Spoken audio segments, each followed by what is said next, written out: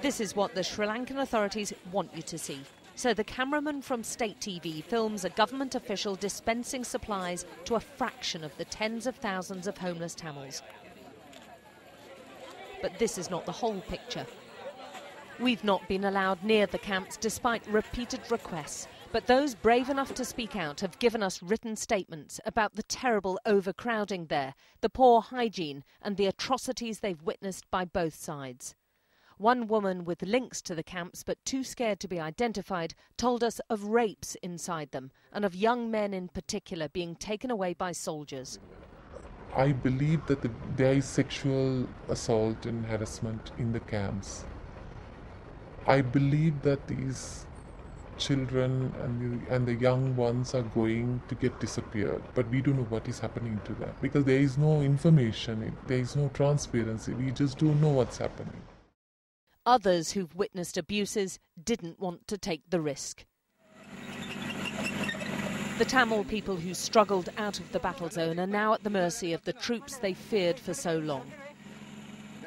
The military believes Tiger rebels escaped by hiding amongst them, so they're being processed, the army says, with families being forcibly split up.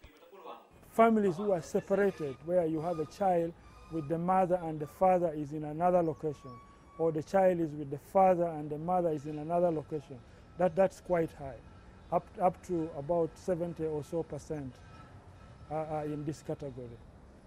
But we do also have children who are completely alone, and that is more urgent. The aid agencies are not only being denied access to the camps, there are so many restrictions it's virtually impossible to help these people. The camps are huge, some of them 100 acres large, yet the military has banned the agencies from using vehicles. And listen to this response from one government official when I asked him about the allegations of sexual abuse in the camps. There are a few blue-eyed children in that camp, so you'll know that some of the NGOs have had a jolly good time when they were up in Vavunia. So when you go up, just have a look and try and identify them. The aid workers, or NGOs as they're called, are seen as Tamil Tiger sympathisers, perhaps because of their insistence on helping the Tamils. And many believe there's a campaign of turning public opinion against them. It often comes out into newspapers where a very bad portrayal of the NGOs is put forward, and we are viewed often as the white tigers. There's a nationalistic fever now, and while the government talks unity, the ground reality for the Tamil minority is very different.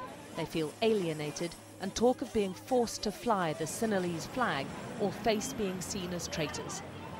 And the Tamils believe this is just the start of a specific plan which has government support to persecute and intimidate them.